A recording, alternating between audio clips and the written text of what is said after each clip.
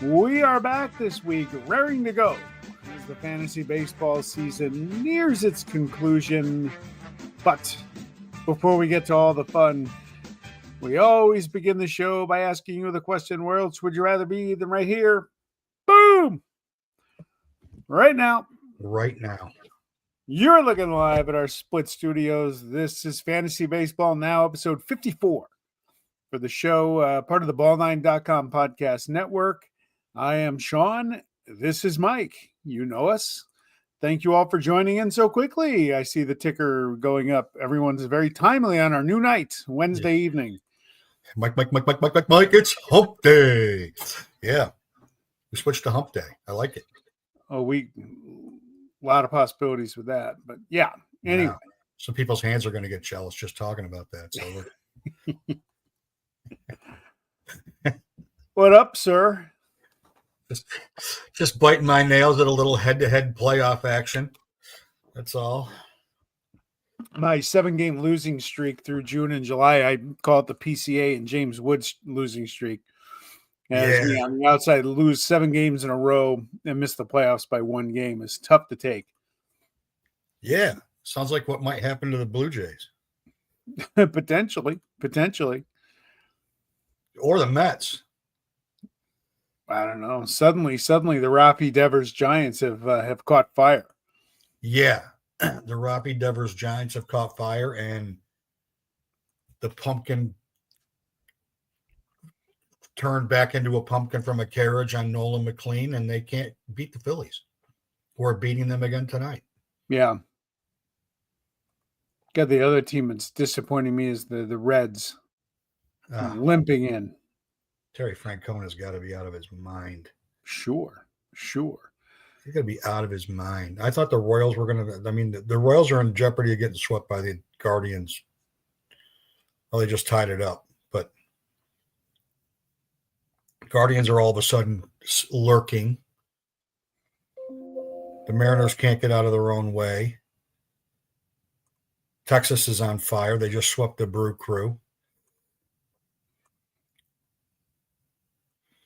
And the Athletics got a hit off of Aroldis Chapman and turned into a win today. So it's too bad. I hate to hear that. We'll take it. Anyhow. Take it. As long as Mark Leiter doesn't pitch tonight for the Yankees, there's a half a shot. Yeah, you think maybe they wanted Will Warren for maybe one more inning last night? That box score was interesting to review. You think? There was a lot of crooked numbers on those 2 guys that came in. Oh, I don't know who they are. The historical stats are out of control. Like when you have history to 1903 and there's stuff that's never been done on your team before, that's a lot. And it wasn't good. On a night that Judge passed Yogi Berra to become the 5th most homers in Yankee history. It's the first time since they don't even know. The two relievers got nobody out and each give up 4 runs. That's crazy. It's bad. It's not good. That's bad. We could add them as a special who to cut if you happen to have them on your team. Move on. Yeah, anybody in the Yankee bullpen not named David Bednar, you can cut. Okay. So tonight, it occurred to me as we recap our boom and bust candidates for the American League. And it occurred to me as I had to dig through the archives and figure out what the AL East boom and bust was, that the night we talked about the AL East, we had Ball9 ombudsman, author, and athletic director Rocco Constantino on, and we did not do AL East boom or bust. We didn't. We didn't. We did. Uncle Ted gave us AL East boom and bust because Judge and Pete Alonso were the bust from AL and NL East. What did we do? Did we just miss that graphic and move on? We just didn't talk about it. And then the next week we decided. So tonight we're going to recap our boom picks from the AL Central and West and our bust picks from the AL Central and West. And we didn't do well at all. Really? Shocking that we are where we are in the standings, as well as who's hot, who's not. Go get him and cut him. a look ahead to next week, and maybe a little chatter on Anthony Volpe. Aaron Glenn and how much I love him despite we lost. Oh, you want to talk 1-0 Raider football? We could talk. I'd like to talk about the Dolphins tonight. We're going to kick the shit out of San Diego Monday Talk about night. that Where's Waldo nerd down in Miami, who's the shine has come off that car pretty quick. Yeah, no, they're the second worst team in the league. You know, they're not worse than the Raiders. They're worse than the Raiders. The Raiders are going to be 2-0 after next Monday because San Diego, it's actually a home game for the Raiders because the Chargers, yeah, they'll send all 8 of their fans, but it won't matter. Then so you're saying there's going to be 16 people there? No, place will be full. Raider fans will show for this one because there's optimism. It'll be full Saturday night. There's optimism. And for the first time in 20 years, I felt bad for a Nebraska opponent. It'll be full Saturday night when Bud Crawford and Canelo get in the ring on Saturday night. I've been waiting for this fight for about 8 years. Yeah, I like Bud Crawford. I don't know much about him, but I know he led the Nebraska tunnel walk because he's from Omaha last year. So yeah, I like I'm automatically going to root for him. He's probably my favorite boxer right now. Oh, cool. And yes, I still do watch boxing. I'm one of the last 11 people on planet Earth. Yeah, right. That still watches boxing. All right, so get back to me on this AL East thing. Did we not even send them in? We didn't even do them. I think it occurred to us. I think we just talked through guys and we spent a lot of time talking about the Soto because I had to watch the episode today. Oh, so it's one more click. That'll help the advertising dollar. Yes. And I followed under a pseudonym. It might be $1.02 now, but okay. We'll take it. Every little bit helps. I find under Pyrus Trainer is now a follower of the show. We just kind of talked through stuff, but we never talked about by team. We kind of talked through. It was really more about Soto leaving and the impact on the Yankees and the impact on the Mets. That's really what the conversation was more about. All right. And it was timely because it had just occurred that he had just signed. And I think that turned us a little bit upside down. Turn us on our collective ear. A little bit. All right. Well, hit me with the sense. Uncle Ted for the AL and NL East. For the AL East boom, he had Ben Rice, and for the NL East, or for the AL East bust, he had Arson Judge. And my comment on that was if a down year for Judge is 45 and 115 to 120, and maybe not quite 300, and I'm pretty much right around that. So in a down year, he's probably still going to win the MVP. That fat ass in Seattle isn't going to win it. The big dumper? Big dumper. The big dumper. But that's what they call it now. Back in our day, he would have been fat ass because nobody would have cared. So this was our boom for the Central and West, with yours on the left and mine on the right. And wow. I know it's those last three. I feel like I got one right. Those last three were draft picks of last place team Pugsley. I feel like I got one right, and you got. Wait, I put Kikuchi as a boom? No, you got 2.5 right. Yes, I got Hunter Brown. I nailed that.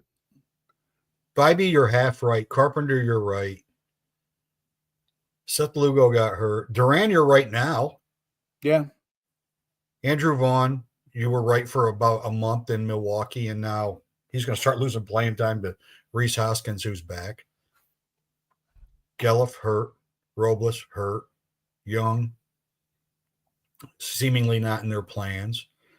Colt Keith, no. Lane Thomas, no. Ursig, I thought was a boom. And then probably a week later, they signed Estevez, so that took care of that. Bailey Obert, no. Colson Montgomery, yep. Spencer Arrighetti, no. Rengifo, lately, yes. Rooker's had a fine year. Yeah. But not what I thought was going to happen to him playing in that bandbox.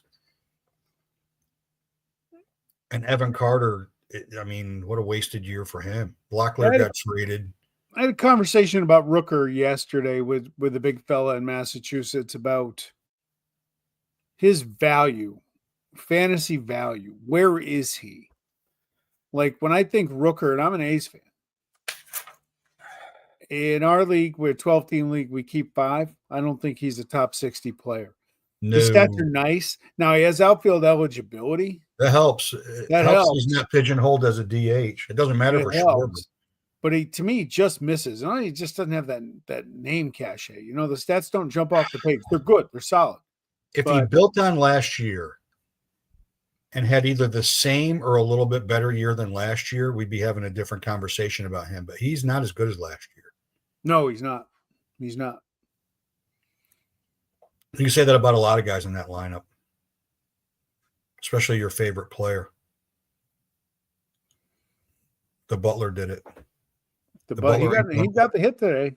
He ain't done much. Well, he got the big one off of Aroldis Chapman. And with Kozar out, I thought Rengifo and Tony Wage Theft, as he's affectionately known, as our friend Not Gaetti would call him, I thought he was going to get plenty of opportunity to play. They didn't really have a second baseman. Though Paris started out on fire. And until the last month, he really hasn't hit at all. Yeah. He's up to 10 stolen bases after today. I thought he'd steal 40. He did not have and I drafted him because I thought he would fit. Arrighetti's the interesting one. He's another one of my I have way too many draft picks on these lists, the bad ones. Gets hit by a ball and breaks his pitching thumb in batting practice of all things. Now he just went back on the IL. It's just one of those years. But when he came off the IL, he was dreadful. Oh, he was terrible. He was terrible. I got to hang my hat on Hunter Brown on this list, right? Yeah, maybe Kerry Carpenter. Yeah, Carpenter. Yeah, I got lukewarm feelings on him because he doesn't play enough against lefties. I thought that wouldn't be a problem this year, but it turned into it. When he's great in the daily league. Yeah, he's great in the daily league. But you got to set your lineup on a Monday. It's tough. You got to look and see who they're playing. You got to study the pitching matchups, and if they're facing, facing, look at what's going on. If he's got 3 lefties in his grid for that week, you got to sit him down. Yeah. In a 6-game week, he's got to be able to play at least 4 times. Sure. And then the bust recap. Whoops. What the heck? There it is. There's 2. Yeah. I forgot to delete a slide. Boy, were you right on Emmanuel Clase. That was before I knew he was going to start going all Nuke LaLoosh on the first pitches of the game to help his buddy. Allegedly. Who knew? I think you might have been wrong on Vinny Pasquantino. Missed on him. I took some heat that night from James, I think. You probably were wrong on Byron Buxton. Well, he didn't get hurt for his 90-day IL stint like he always does. Casey Mize. Yeah. 50, he's been okay. He was good last night. He's been okay. He was good last night, but he's okay. Luis Robert, yeah, probably. Altuve, yeah, probably, given what his past production is. Trout, yes. Yeah. Yeah, absolutely, Trout. Severino, most of the time. Castillo, I'd agree with Castillo. He had a good start last week, but he's not been great. Missed big on DeGrom. Happy to miss on that one. And missed big on DeGrom. Javi Baez, I was dreadfully wrong at the All-Star break, and now I'm right. Yeah. Tristan McKenzie, We hardly knew you. MJ Melendez can't even get in the lineup. Ty France, I guess he's okay in Toronto. Martin Perez, who was supposed to be the top of the rotation guy for the White Sox, and now he's like their fifth starter. Framber Valdez, he hit his own guy in the chest with a pitch. Yeah, don't talk about that for a second. That's not good. If you're gonna cross him up on purpose to drill him, shouldn't you at least act like you? Oh my God, are you okay? And say he just turned his back on the play and said, "Screw you, buddy." Yeah. So apparently there were fisticuffs in the Astros clubhouse after the game. Really, I did not hear that. Yeah, that's the chirping. It didn't get. I mean, the Astros didn't say a word about it, but the chirping is there was from multiple sources that there was fisticuffs in the clubhouse after the game. I just hope the ball didn't dislodge his wire that he was wearing. Yeah. Reed Detmers, he's been fine as a setup guy, but that's not what everybody thought he was going to be at the beginning of the year. Not a fantasy value. In fact, I thought he was going to be the closer there, and then they signed Kenley, who's been fine. JJ Bleday has done nothing. He's okay. He's an okay baseball player. He's not a fantasy asset at all. Uncle Ted and I both had Randy Arozarena as a bust. Boy, we missed on that. Yeah. We missed on that. And I joked that Rangers fans were thinking that Tyler Mahle was going to save their season because they didn't know what they had for starters. And did he even pitch? He was great until he got hurt, which he always does. Stop me if you've heard that before with Tyler Mahle, but that's which he what always does.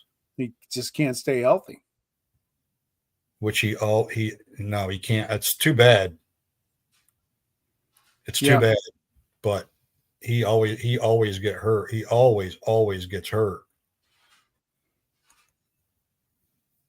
I'm trying to think of who I drafted on this. I didn't draft any Trout. I should have traded him in April when I had offers for him. I didn't draft anybody on this list. I had Robert for a cup of coffee for a little bit, hoping that 168 batting average he had when I got him would improve, and it probably went up to went up to 188 before I moved on from him. But I think he's at 220 now, or two. Is he?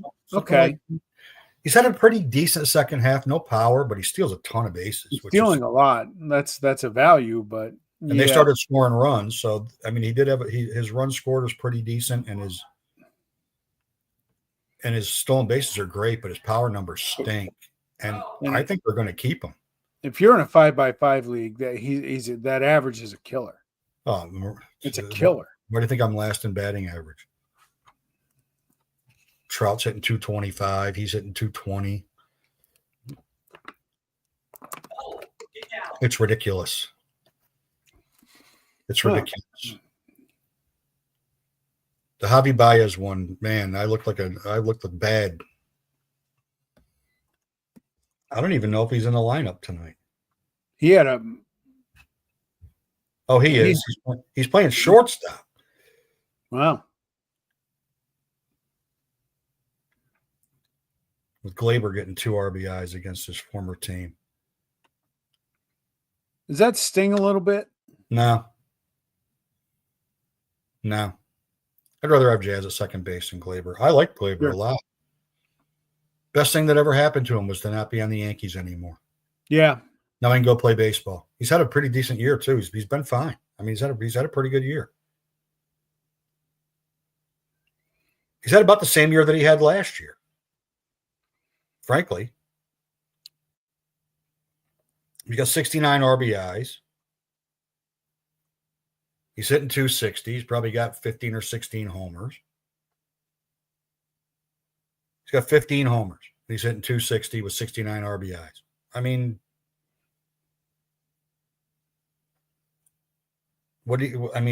that's about what he was last year. And he's 4 out of 5 in steals. So that's the same. It's not any different. Frankly, Jeff Crotty. Mr. Jeff, thank you for joining the show. Killing time before Emily's wedding next Friday. Oh, is that next Friday? It is the karate wedding. I assume it's a dry affair. It'll be equally as televised as Prince Charles and Lady Diana. Live stream. I'll live stream it when I'm dancing. Please don't. Because I'll be hip or I'll break one or the other. I'm not sure which one it'll be. Probably break one. That's very possible. I'll sue the place, man. I'll own this venue. Overserve me, will you? I'll show you. It happens. It happens to the best of us. You people. Repeatedly. Can't you bartenders don't know? They don't know how to say no. The dancing bear. The dancing bear will be out. I've been working on my moves. The hustle. All those. The electric slide. You got them all? Slide, bringing back all the 80s dances, 70s and 80s dances. Watch that. I'll watch Saturday Night Fever this weekend a couple times just to brush up. Watch the Blues Brothers the other night, so I got some Dan Aykroyd moves ready to go. I'm ready. There you go. Just keep the feet moving. Always keep the feet moving. Yep. Maybe maybe I should buy a harmonica. Could do that. I could. I don't know how to play it, but I don't know how to dance either, so they'd go perfect together. There you go. All right, who's hot? Who's hot? We established that we don't know anything. This guy. Can I change my who's not to Philly Karen? So we need to talk about that's what we need to close with. It's good timing with Harrison Bader's face up there. Yes. I mean, so on the year, he's 279 with 16 homers, 51 RBIs, 50 runs, and 10 stolen bases. Not a bad year. He's only 26% owned. Wow. Last 21 days, he's hitting 438 with 3 homers, 9 RBIs, and 15 runs. And he's leading off now that Trey Turner's hurt. And tonight he's 2 for 3 with 2 runs scored. And he's going to play every day because they don't really have another option in center field unless he gets hurt. And he does get hurt from time to time. But how he's only 26% owned is beyond me. And given how hot he is, and how hot he is also beyond me because he never does this. So he's definitely hot. And then your guy, I thought he was dead and gone. No, he's playing well. He's playing well. Shane Baz. He's only started in 39% of leagues. We talked last week about guys that can come in and help you maybe push over the top in the home stretch of your league. Last 3 starts, 2.65 ERA, 1.06 whip, 21 strikeouts in 17 innings. He's on 75% of teams' rosters, but only 39% started. Get him in there. He's pitching good. Well, exactly. And they're playing the White Sox. So how do you not start him? Yeah, I know. Yeah, you're begging for that matchup. Yeah, you're always begging for that, Matt. Like, let the White Sox – I mean, the White Sox are having a fine year comparatively to last year. But how do you not start anybody that's facing that and roll the dice? Yeah, you have to. So is he in a 5x5, he's not a keeper, right? In a 5-save league. But in a dynasty league, is he a keeper? In a deep dynasty league where you're saving 10? Baz? I don't know. I don't know about that one. Well, you got to look at it this way. He's going to get traded at some point to a really good team. Yeah, I mean, let me look up. He's only 26. He's only got 3 years experience. That's interesting. I would have thought more. All right. He's got 28 starts this year. Okay. That's more than I would have thought. Another former Pirate. 155 innings, His walk rate's high. His ERA is 4.94, whip 1.34. Strikeouts are good. 164. I don't think so. The 57 walks. It's 1 in 3 innings or plus. Sounds like Tyler Glasnow. It's too many. It's too many. No, he's not. Sounds like Glasnow before he figured it out. Yeah, maybe he'll get it. He's young. He's young. Who's Cole? This guy. Ooh. I have not put your guy on maybe 3 weeks in a row. Yeah, at some point we gotta call it out. And it's not new. I don't have to go back last 21 days, which No, go back to August 1st. I go back to the All-Star break. Yeah, it's ugly. 157 at bats. He's hitting 217. He was in the MVP discussion, top 2 or 3 in the NL at the All-Star game. Electric player, but 17 runs, 16 RBIs, 3 homers, and 7 steals since the All-Star break. The reason I wanted to talk about him this week is you talk about guys that are going to be great coffee table discussions in the offseason. Where are they and who are they? Yeah. Okay. This is a great example that Pico Armstrong was just one of my favorite guys to watch the first couple months. He's fun. Yeah. But wow, does he suck now? So which is he? Or is it somewhere in the middle?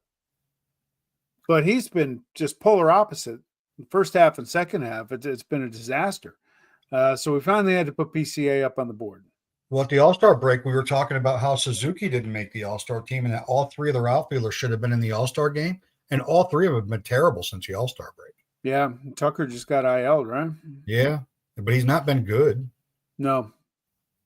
I mean, they were talking about $500 million for Kyle Tucker. Now he's probably, oh boy, it's like splitting the Powerball. Now he's only $385 million.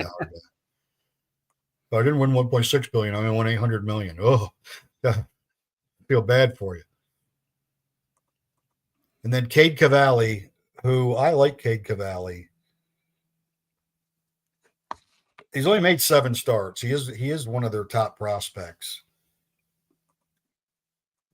I strike a lot of guys out. He's less than a K an inning.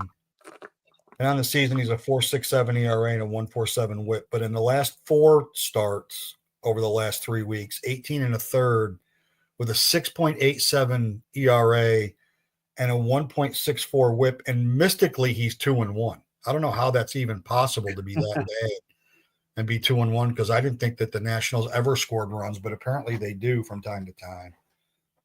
And they do for him. He's 41% rostered still, and he's still 26% started. And the way he's been lately, I wouldn't start him, but yeah, the way he pitched his first 3 or 4 starts, I was starting to look at him like, well, maybe this is a guy you want to start keeping your eye on. Because if he finishes really strong on a really bad team, you're like, well, maybe this is their guy. Maybe Mackenzie Gore's out as their best pitcher and he's in. But oof. When is that team going to get better? It's a great question. They have some really good young talent. Well, they got to hire a GM who's going to figure out who the manager is going to be. They should have been better this year. They started off better this year, and then they went into a big funk, and they nuked everybody. Yeah. I mean, they've accumulated so many great San Diego Padres prospects that you'd think at some point, they'd be great. They're at least good. Now they're just not even good. Yeah. And then the guys to go cut, or the guys to go get. Is this 2 weeks in a row getting a Red Sox up there for you? It is. Gator would have been my go get him. And then Conley early pitched last night and decided to give up a hit and a walk and 11 Ks in 5 innings. And I'm like, you know what? Why not? He's got the same athletic team next week on the schedule. I mean, go get him. Why not? And your guy, I never even heard of him until he started throwing almost no hitters. Yeah. The weird part about Messick is he's only owned in 55% of leagues and started in 31. He's got 4 career starts. Sample size. Looks like he's 57 years old. Yeah. But in his 4 starts, 3 of them, 1 earned run or less. And Yeah. the one start where he gave up some runs was 3 versus Boston in 3+ innings. Not horrible. I mean, not great, but it's not like he got blown up for 7 runs in 2 innings. No. I just would have thought he would have been owned by more leagues than he is. It's not. It's right. It's what we talked about last week. Like, these are guys that bad teams should be thinking about picking up, especially if you're in a dynasty league, what your options are. And teams stop paying attention. Yeah. And they get picked up by teams that are still in it because they need a spark for a week. They need a spark for 2 weeks. And that's why they're rostered. That's why they're rostered so infrequently, because teams are out of it. They're not paying attention, or the playoffs have started. They're not in the playoffs. Yeah. So why am I picking up? And we're starting over again anyway, so it doesn't matter. You might be in a keeper league and he's got a favorable matchup. If you're trying to chase some money, right? Why not? What if either one of these guys closes out the next 2 weeks with 3, possibly 4 really great starts, like good enough for the same reason that they're on here, that they go out and have great starts, and then spring training they're even better next year. They add a pitch, who knows what happens, and then you got to make a decision before the draft, and maybe you've missed out on potentially a young starter to start the season with if you have no pitching that you're keeping anyway. Yep. And these 2 idiots. Oof. Okay. You want to start? Now you start, because I'm interested to hear your thoughts on Dylan Cruz. All right. Look, he's owned in 62% of leagues. I understand that. What I don't get is started by 28%, and I'm really sad that BU is not on this, because he's a big Dylan Cruz guy. Yeah. Right. If you're in a deep dynasty league and you're keeping, 10 plus, 15 plus, 20, okay, it's fine. If you're in a league like ours, 12 teams, 5x5, you keep 5 players, you have 21 on your roster, I let him go. Yeah. He's got 353 career at bats. Okay, it's not a full year, but it's enough to tell me that 210 batting average, got 11 homers, 31 RBIs, 48 runs. Now he steals bases, which is great. That's career stats I threw in, not this year, career stats.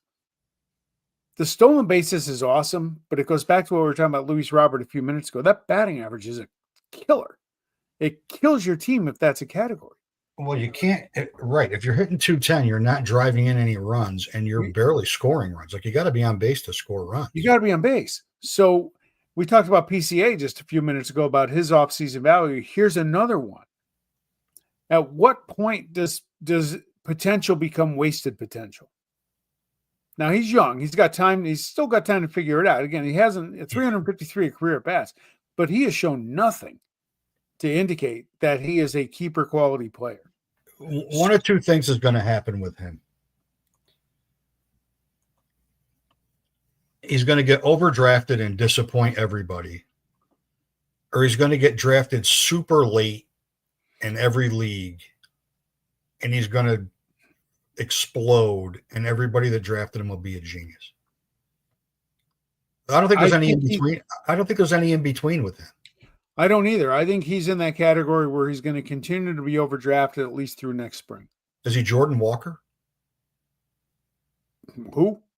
Exactly. Right. It does. Some guys just are 4A players. Yeah, I don't. Too good for AAA and not quite good in MLB. Again, Cruz has time, but as far as if you're in the running for a league championship right now and you're playing him, I can't figure that out. And I don't know that the guy in our league who's has him in his lineup. I hope he doesn't, because I don't want to think I'm singling him out. But I hope he does too. It's not there, and it hasn't been there. And you can talk about peripherals, and again, you can talk about ability and talent, but numbers don't lie.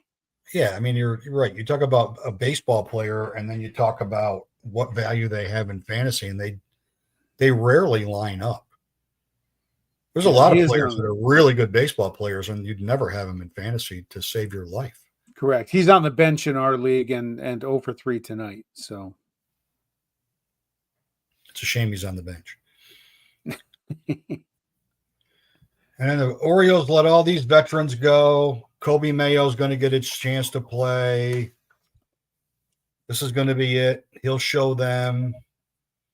And what he's shown them in the last 57 at bats is 140 with 2 homers, 2 RBIs, and 4 runs scored. He's 214 at bats this season. He's hitting 187. wow. With 7 homers, 21 RBIs, and 21 runs scored. I mean, the best thing he's done this year is getting a fight. And in doing in that stupid creamsicle uniform that they wear.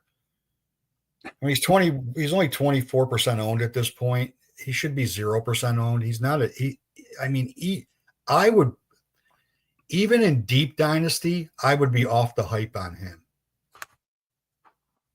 I would be off the hype on him because I don't see it. Now maybe they trade him to the Marlins and he becomes a superstar. Maybe that's what happens. Maybe they trade him someplace in the offseason and he becomes good. Yeah. Or at least a serviceable player.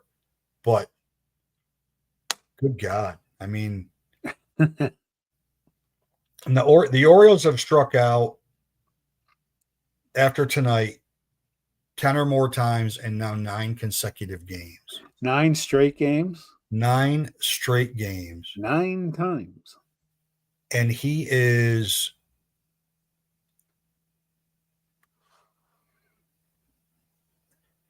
he's 69 strikeouts and 214 at bats. That's not good. That's a lot. That's not good. That's 35% of the time. That's 33% of the time. That's a lot. Yes. And he's got 2 more strikeouts tonight. And unfortunately for him, he took a strikeout against Skeens, a 97-mile-an-hour pitch, up and in. And when they put the pitch box up, it hit directly in the corner. Yeah. It couldn't have been a more perfect pitch. I mean, it was a 97-mile-an-hour fastball, pure power. And he just shook his head and went back to the bench, which is all anybody could have done. But, man, he strikes out a lot. That team strikes out a lot. Something to look for as you're finishing out the weeks, the next 2 weeks, if you need strikeouts, who's playing the Orioles, because they strike out a lot.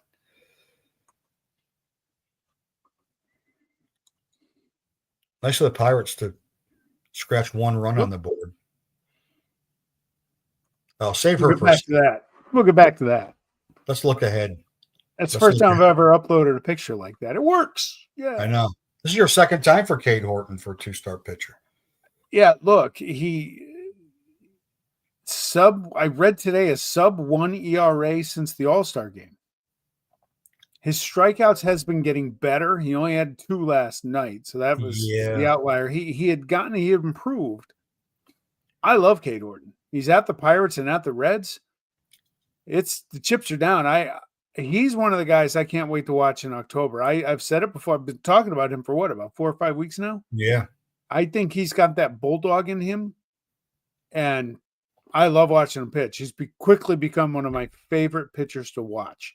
So, yeah, you got a 2-start with him next week, 2 favorable matchups, both on the road, but go for it because you can't go wrong with him right now. He's just pitching too well. I think one of his starts might be must-see TV. Skeens? I think it is. Yeah. Yeah, Horton and Skeens. That's a must-watch game. I watch every Skeens start anyway, but that's a must-watch game. Yep. There'll be 11,000 interested people there. And as good as the Brewers are playing, and the fact they're playing the Angels and at the Cardinals next week, Jose Quintana has not been terrible. And you need counting stats.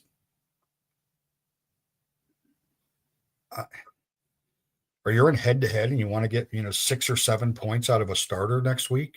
Yeah. He might be the guy to get. He's 64% rostered. He's only 42% started. And I understand why, because he never has ever struck anybody out.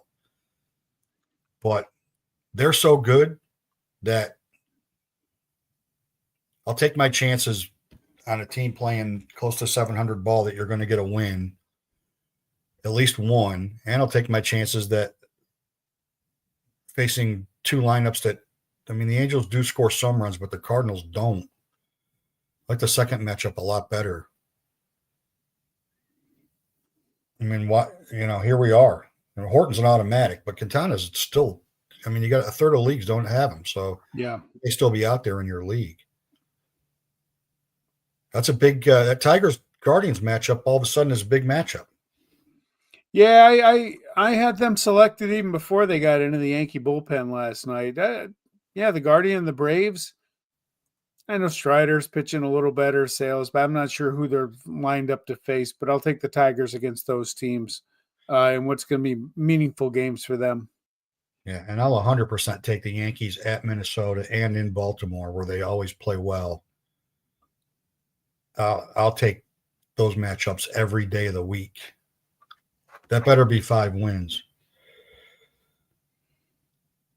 Oh, anytime you guys got the Twins on the schedule is a good week for you. Especially after September 1st. Yes. It's even a better week it's even a better week for a Yankee fan against the Twins if it's a 1-3 game elimination series, and then because you automatically know you can get tickets might as well just get your tickets for the next round because you're playing more baseball. All right, throw Philly Karen up there. Yeah. How not to get famous, right? You just you can start. Are we a little over the top in doxing people and ruining their lives when they do stupid stuff? Yes, we are. We're a little over the top. And we're doing it right now. The father taking shit for the way he handled that situation, and people saying he didn't teach his kid how to be a man. He should have knocked her out. No, that's wrong. You're an idiot for even saying that. Yeah, that's wrong. The kid ended up winning because he got to meet Harrison Bader and get a signed bat. So a home run ball. And good for the Marlins for sending somebody right out there with a gift package for him. But look, lady. It's a baseball. I don't care where you're sitting. If it's not in your hand, the ball is fair game. It's fair game. And it'd be one thing if the guy took it and it was just him, and then you made a scene. He gave it to his kid. Forget that it was his kid's birthday. Let's just forget that for just a minute. Well, she didn't know that, but not that excuses any of it. She took it from a kid. Took it from a kid. And then flipped off the entire section after that, which also got caught. So the memes for her are great.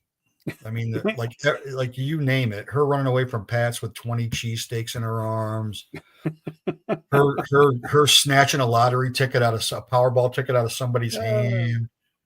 It's just classic. But if you don't realize any dumb thing you do is going to get caught by somebody on video, your lack of self-awareness deserves you to be in that position. Well, here's the other part, because somebody, I don't know who it was, somebody on Twitter was saying, hey, let's not trash the person for one moment. If somebody is that whacked, I have a hard time believing that's the first time they've ever been out of order in public. Yeah. Okay. It's like you get a speeding ticket. Is it really the first time you've ever gone 48 and a 30? Probably not. It's just the first time Officer Friendly was there with his radar gun going by. That's all. It's probably not the first time. Probably not. Okay. It's she strikes me as the person that's the president of the HOA that is knocking on people's doors, yelling at them because they're parked on the street and not in the driveway because I think she's the school administrator. Because their kid is chalk painting in the driveway, which is also a violation of the HOA. And she's grabbing a hose out of their front yard and spraying the driveway after the kid spent 3 hours chalk painting. It's a baseball. Like, it's a baseball. Sure, I want to see videos of like that Blue Jays fan that caught the Judge home run ball. Was it last year, or the year before, and turned around and gave it to a Yankee fan, a kid wearing a Judge jersey. That's where I want. That's the stuff I want. That's the content I'm there for. Yeah, the guy catches a home run ball, raises his hands over his ear, gets the whole crowd to cheer for him, and then turns around, and hands it to a kid. There you go. It's a freaking baseball. I mean, she did pass the dude that stole the hat from the kid at the U.S. Open, and I didn't think that was possible. And that was 2 days. She took him right out of the news cycle. Yeah, like immediately. And she's been in a news cycle for 5 days now. So this is not going away. And of course, it's Philadelphia, so now it's just out of control.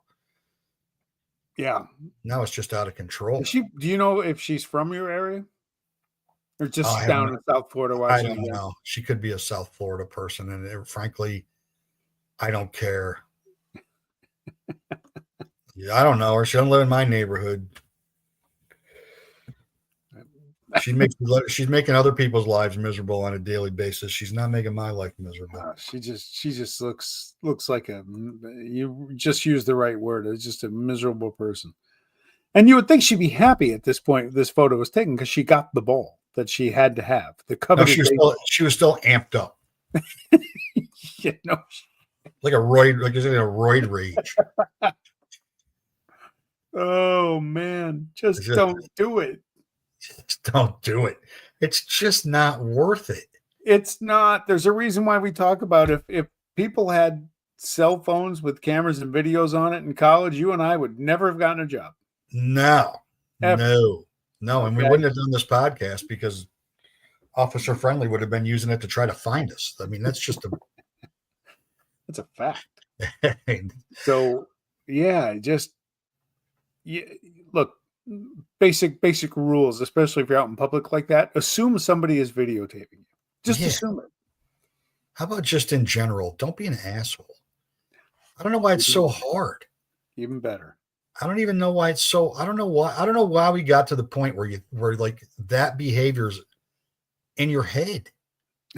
Like it's okay for me to do this. Look, I got a foul ball once at a Met game. I've been I don't know how many games in my life. I've been to a lot. And I finally got a ball, and I was really excited to get it. I don't even know where it is. It's a freaking baseball with a scuff mark on it from getting hit. I got two sitting in the same seat, and I got them the exact same way in Chicago at whatever it's called now. Breathe Right, All Right, Rite Aid, whatever the friggin' name of that dump on the south side is. I was sitting on an aisle seat. The ball hit above me, rolled down the seat. I stuck my hand out, picked it up. 3 batters later, the exact same thing. Wow. And the first one I kept, and the second one, a kid was running down to get it, and I just put my hand out and handed it to him. He's like, I hear, gee, thanks, mister. Now, the 11 green beers, because it was halfway to St. Patrick's Day, might have affected my judgment. The fact that I actually got my hand on either of these, a moving target, was amazing. But like, I never wanted to catch one for me. Once my kids were with me at any game, I was never catching a foul ball for me. Yeah. No, of course not. The first game I went to in Philly, the big man in Massachusetts got an E fan. The ball went in, foul ball into the upper deck, came out of the upper deck, landed literally, it would have hit him right in the head. He got both hands on it and he bucknered it. He kicked it. And he's like, oh, man, I never got a foul ball before. And I just started yelling, E-fan. And then, of course, since it's Philadelphia, a number of others around me started cheering for him booting that ball. He deserves it after ripping my vuvuzela out of my hands when the Raiders were beating the Jets 48-20 and throwing it off the upper deck. I was happy with that. I wasn't. I had to, it cost me $20 to go down to the lower level, look at a guy. Hey, that's my horn. How do I know it's yours? I'll give you $20 for. I paid $8 for the thing way back when. I wanted it back to enjoy celebrating my win, and I paid 2.5 times what it was worth just to get it back. It's too bad, because if I was down there as bagman when they let me go down there for free, I would have picked it up. Sure. The only thing that made that thing even tolerable was that the paper bag was muffling the sound. All right. So don't be like Philly Karen. Okay? No, don't be like Philly Karen. We don't need that. It's just not worth it. No. All right. Just mind your business. Sit in your seat. Enjoy the game. Have a beer. Have a hot dog. Game. You missed the ball. Hope they hit you another one. I mean, you're playing the Marlins. There's a 90% chance you're going to get another shot at it anyway. Exactly. No one's there. All right. Next week, back on a Wednesday. Back on a Wednesday. AL West boom and bust next week.